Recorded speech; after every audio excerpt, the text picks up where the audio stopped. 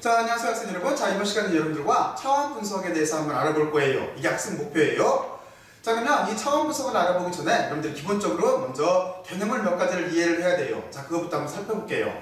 자, 그래서 먼저 보면은 여러분들 여기 물리량이라고 하는 개념이 써 있는데, 물리량 뭘까요? 머릿속으로 한번 생각들을 해보세요. 맞아요. 물리량이라고 하는 자체는 뭐 속도나 가속도나 힘 이런 것들이 물리량이에요. 예를 들면은 여기 보면은 우리가 역학에서 가장 많이 나오는 속도, 가속도, 힘 이런 것들을 우리가 물리량이라고 해요. 그렇죠? 그런데 이 물리량이라고 하는 자체는 어떻게, 뭐로 표현할 수가 있어요?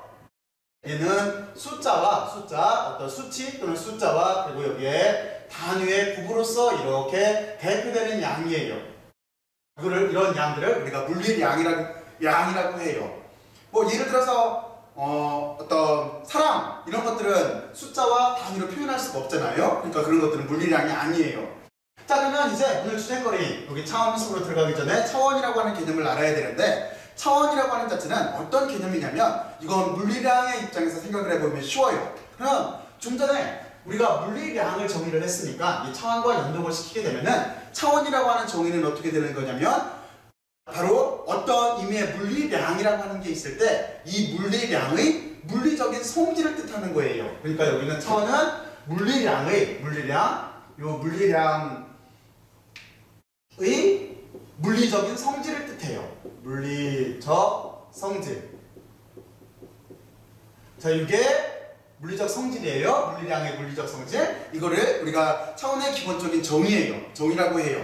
자, 그러면 그 뒤에 다시 한번 생각을 해봐야 되죠. 근데 물리량이라고 하는 자체는 뭐라고 그랬냐면 숫자와 단위로서 대표된다고 그랬어요. 그러면 여기에 보면은 숫자라고 하는 개념이 들어가 있어요. 그렇죠? 그래서 우리는 다시 차원이라고 하는 걸 논할 때 직관적으로 또 하나 생각할 수가 있어요. 아, 여기에는 숫자가 있기 때문에 틀림없이 차원은 대수적으로 논할 수가 있을 거예요. 그렇죠? 대수적인 양이에요. 그래서 또 하나 차원은 대수적인 양이에요.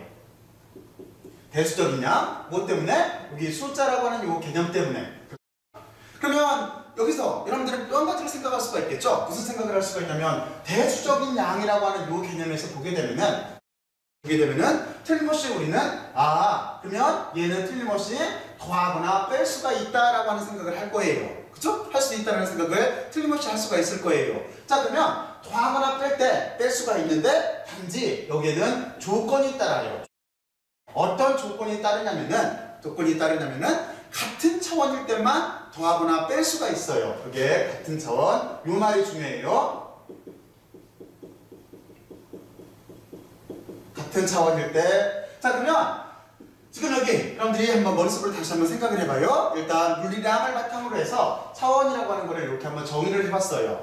그리고 나서 이런 차원에는 또 한 가지 여러분들이 어떤 걸 알고 있어야 되냐면 이런 차원은 두 가지 의미로 쓰여요. 차원의 두 가지 의미.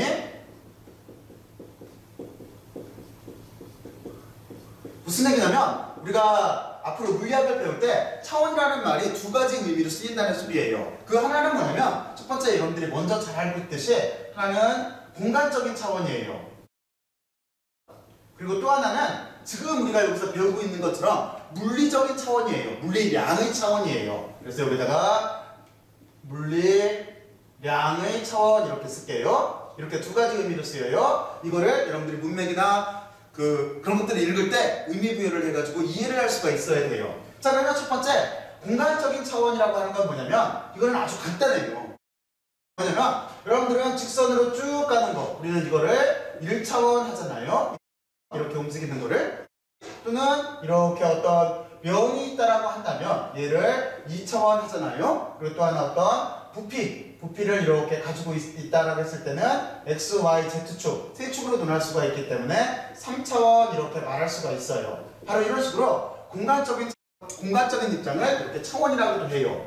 근데 물리량의 차원이라고 하는 건 뭐냐면 물리량의 차원이라고 하는 자체는 뭐냐면 여러분들이 기본적인 물리량을 가지고 쉽게 이해를 할 수 있어요. 그러면 가장 쉬운 게 속도니까 속도를 가지고 한번 생각을 해볼까요? 여기에다가 그러니까 지금 주제는 물리량의 차원이니까 그냥 빨간색으로 쓸게요. 속도라고 하는 거는 정의가 어떻게 되냐면 틀림없이 이렇게 될 거예요. 우리가 잘 알고 있듯이 속도라고 하는 자체는 거리라고 하는 자체를 뭐로? 시간으로 이렇게 나눈 게 정의예요.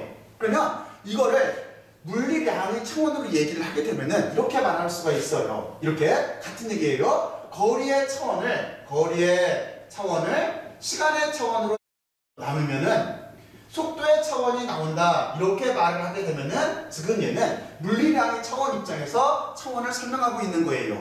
이해들 갔죠? 공간적인 차원과 물리량의 차원과. 자, 그러면 여러분들이 이렇게 두 가지 의미를 이해를 했을 거라고 생각을 하고, 그리고 나서 그 뒤에 세 번째 이제 한 가지를 비교를 해봐야 돼요. 어떤 걸 한번 고려를 해봐야 되냐면, 세 번째 여기에 그 SI 단위하고 차원을 한번 비교를 해봐야 돼요. 이게 잘못하면 기호 처리 때문에 헷갈릴 수가 있어요. 그래서 역학에서 가장 많이 쓰이는 길이, 질량, 시간이라고 하는 개념을 SI 단위에 대한 기호와 그리고 차원에 대한 기호로 한번 구별해서 생각을 해볼게요. 자, 그러면 이렇게 구별을 할게요. 어떻게 구별을 할 거냐면은 먼저 길이, 그리고 또 하나 질량, 그리고 또 시간이라고 하는 요 개념을 어떤 거하고 비교해 볼 거냐면은 여기는 SI 단위로 한번 써볼 거예요. 그리고 다시 이렇게 나눠서 이쪽은 뭐로 쓸 거냐면은 차원으로 기호 처리를 이렇게 해볼 거예요. 자, 그러면 여러분들이 이거 잘 알고 있어요. 그렇죠? 먼저 길이라고 하는 개념의 SI 단위는 그렇지? 메타예요, 메타. 그리고 질량이라고 하는 거의 단위는 그렇죠? 킬로그램이에요. 킬로그램이고 시간은 가장 기본적인 초예요. 초를 이렇게 우리가 SI 단위로 써요. 그러면 이거를 길이, 질량, 시간이라고 하는 개념을 차원으로 쓸 때는 어떻게 써야 되냐면 이거는 앞에 옆문자에 이니셜을 쓰면 돼요. 길이라고 하는 자체는 우리가 렌스라고 이렇게 쓰기 때문에 그렇기 때문에 얘는 앞에 요걸 따서 이렇게 L이라고 기호 써주면 돼요. 질량이라고 하는 자체는 그러면 다 유추할 수 있죠? 맞아요. 질량이라고 하는 자체는 이렇게 S로 쓰기 때문에 앞에 이니셜을 따서 얘를 이렇게 대문자 M으로 써주면 돼요. 그러면 시간이라고 하는 자체는 시간이라는 우리가 타임이라고 하니까 이렇게 타임의 약자를 따서 앞에 있는 T로 이렇게 표시를 해주면 돼요. 자, 그러면 여러분들이 이렇게 잘 이해를 했을 거라고 생각을 하고 이제 이걸 가지고 어떤 연습을 해볼 거냐면 연습 첫 번째 가장 기본적인 거 여기서 나와 있는 속도, 가속도, 힘을 하나는 SI 단위로 써보고 하나는 차원으로 한번 써볼게요. 그러면 좀 더 의미가 명료해져요. 자, 그러면 자 이제 이것도 다시 한번 구별을 해서 한번 써볼까요? 그러면 일단은 우리가 여기 속도 그리고 또 하나 가장 많이 앞으로 쓸 거 가속도 그리고 또 하나 이렇게 힘이라고 하는 물리량이 있어요. 물리량이. 그런데 여기에다가는 뭐를 쓸 거냐면은 얘를 SI 단위로 한번 써볼 거예요. 단위로 이렇게 써보고 칸을 구별해서 이쪽에다가는 뭐를 쓸 거냐면은 방금 배운 차원이라고 하는 개념으로 쓸 거예요. 자, 그러면 먼저 여러분들은 속도라고 하는 거에 SI 단위는 어떻게 돼요?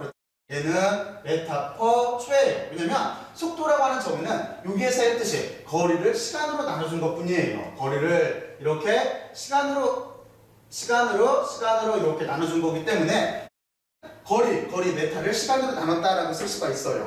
그리고 가속도라고 하는 개념은 아주 간단하죠? 가속도라고 하는 거는 정의가 속도를 시간으로 또 나눠준 거예요. 그러니까 속도를 시간으로, 속도에 대한 SI 단위가 이거니까 시간으로 다시 한번 나눠주면은 메타 퍼 초에 이렇게 제곱이 될 거예요. 그리고 힘이라고 하는 자체는 F 이퀄 MA, 그렇죠? F 이퀄 MA에서 M은 킬로그램일 테니까 킬로그램으로 이렇게 쓰면 되고 거기에다가 가속도, MA니까 가속도에 대한 SI 단위, 메타 퍼 초의 제곱을 이렇게 써주면은 속도, 가속도, 힘이라는 거에 SI 단위가 돼요. 자, 그러면 이제 남은 거는 차원인데 차원으로는 과연 어떻게 써야 될까요? 차원으로는 자, 그럼 지금부터 어떻게 제가 표현을 하는 기호 처리를 한번 봐요. 먼저 여러분들은 여기 속도를 차원으로 쓰세요. 그러면은 일반적으로 이렇게 써요. 여기다가 속도 이렇게 하고 이렇게 꺾기 기호를 이렇게 붙여줘요. 붙여주게 되면은 이게 무슨 얘기냐면 속도를 차원으로 표시해보세요 라는 뜻이에요. 그러면 이렇게 한글로 써도 되는데 또 하나는 속도가 기호가 V로 쓰니까 이렇게 V로 이렇게 써도 돼요. 그러면 얘는 실제적으로 어떻게 표현되는 거냐면 지금부터 기호를 헷갈리면 안 돼요. 속도의 단위가 SI 단위가 이렇게 되기 때문에 M이 뜻하는 건 뭐? M이 뜻하는 거는 길인 거죠. 길이에 대한 차원은 L이에요. 그러니까 어떻게 쓰면 되냐면 여기는 L로 이렇게 써주면 되고, 그리고 분해 쓴 다음에 시간은 T인 거죠. 그쵸? 대문자 T인 거죠. T로 이렇게 표시를 해주면은 이게 속도에 대한 차원적인 표현이에요. 자, 그리고 나서 그 뒤에 가속도를 만약에 써라라고 한다면, 가속도를 차원으로 썼어요 한다면은 가속도는 이렇게 되고, 가속도는 실제적으로는 기호가 이렇게 A로 써요. A로 이렇게 쓰고 나서 우리는 그거의 단위를 알고 있으니까 이걸 그대로 바꿔주면 되겠지? 찾으면 돼요. M이라고 하는 자체는 질량을 생각하면 안 돼요. M은 지금 길이에요. 개념이 길이라고 하는 물리량이에요. 그러니까 얘는 L이 될 테고, 그렇죠? L이 이렇게 될 테고, 그리고 여기 초의 제곱이니까 T의 제곱이 되겠지? T의 제곱으로 이렇게 써주면은 가속도를 차원으로 표시를 한 거예요. 자, 그리고 나서 이제 제일 많이 쓰이는 것, 힘이라고 하는 차원이 있죠? 힘이라고 하는 자체는 아주 간단해요. 이것도 해보면 쉬워요. 힘을 차원으로 표시하시오 라고 한다면, 실제적으로 얘는 여기 이제 그냥 F 이퀄 MA니까 이쪽은 그냥 MA로 쓸게요. MA로 이렇게 표현이 될 테고, 얘는 어떻게 쓰면 되냐면 단위가 이거니까 여기서 찾아서 쓰면 돼요. 킬로그램은 여기에 있어요. 이게 질량이에요. 킬로그램은 대문자 M으로 써요. 차원을. 그러니까 여기를 이렇게 대문자 M으로 쓰면 되고, 그리고 메타가 있어요.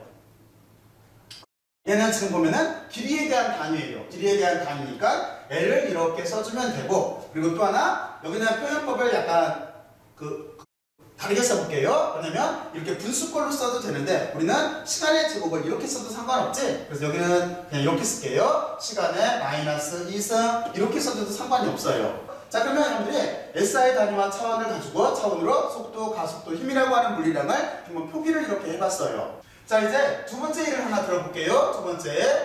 두 번째에는 어떤 걸 할 거냐면은 바로 이거예요. 지금까지 여러분들은 물리량이라고 하는 개념을 바탕으로 차원이라고 하는 걸 이해를 했어요. 그렇죠? 그러면 도대체 이거를 어디다 쓸 건가 하는 생각을 한번 해봐야 되잖아요. 바로 그거를 두 번째 예를 들어서 아주 간단한 예를 들 거예요. 간단한 예를 들어서 여러분들이 직관적으로 이해를 할 수 있도록 해볼게요. 자, 그러면 만약에 여러분들이 어떤 문제를 풀고 있다가 다음과 같은 식을 만나게 됐어요. 예예요. 이거는 x는 만약에 2분의 1 vt의 제곱이다 라고 하는 이 식을 이렇게 만나게 됐어요. 자, 그러면 저 식 자체는 과연 올바른 식일까요? 아니면 틀린 식일까요? 하는 의문을 가질 수가 있어요. 그렇죠? 이 식 자체가 정말로 맞는 표현인 건지 아니면 잘못된 식인지 잘 알 수가 없어요. 바로 이럴 때 차원 분석을 이용을 하면은 아주 유용하게 저 식의 옳고 그름을 판단할 수가 있어요. 자, 그러면 이걸 어떻게 하는지 봐요. 이거 아주 간단해요.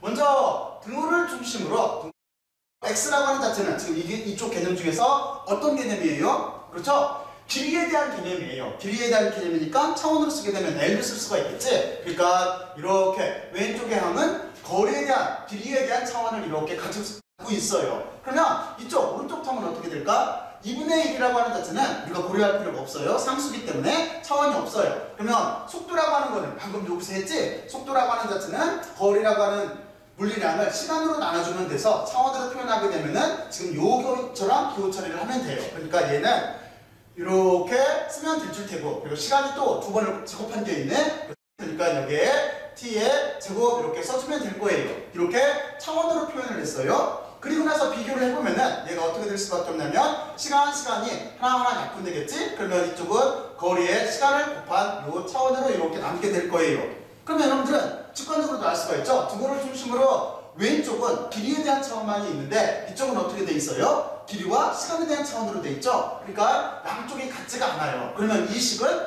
틀렸다는 소리예요. 틀린 식이에요. 그러면 얘를 어떻게 대주겠어? 그쵸? 올바른 식으로 수정을 해줘야 되겠죠? 올바른 식으로 수정을 할 때 어떻게 하면 되냐면 이 식을 수정을 할 거예요. 그러면 시간 하나를 없애면 되겠지? 그래서 수정된 식을 이렇게 다시 한번 써볼게요. x는 2분의 1 v t라고 이렇게 쓸 거예요. 그리고 나서 이제 확인을 해볼 거예요. 정말 이 식이 맞는다, 올바른 표현인가 하는 거를. 그러면 이쪽 x라고 하는 자체는 길이에 대한 텀이니까 L로 이렇게 차원을 쓰면 될 거고, 이쪽은 얘는 필요 없고 여기는 v는 속도에 대한 물리량이니까 차원으로 쓰게 되면은 이렇게 다음과 같이 표현이 되고, 여기 시간에 대한 차원이 있어요. 시간은 대문자 t로 이렇게 쓰면 돼요. 그러면 시간 없어지지? 그럼 여기가 어떻게 돼요? L이라고 하는 길이에 대한 차원만 해도 남게 됐죠? 그러면 등호를 중심으로 왼쪽과 오른쪽이 차원이 길이에 대해서 같아요. 그죠? 같은 차원으로 표현이 됐어요. 그러면 우리가 수정한 이 식은 올바른 식이라는 식이에요. 이쪽이 틀린 식이라고 한다면, 틀린 식이라고 한다면 여기는 올바른 식이라고 올바르게 수정이 됐다는 소리예요. 올바른 식이라는 소리예요. 자, 그러면 여러분들 여기까지 잘 이해를 했을 거예요.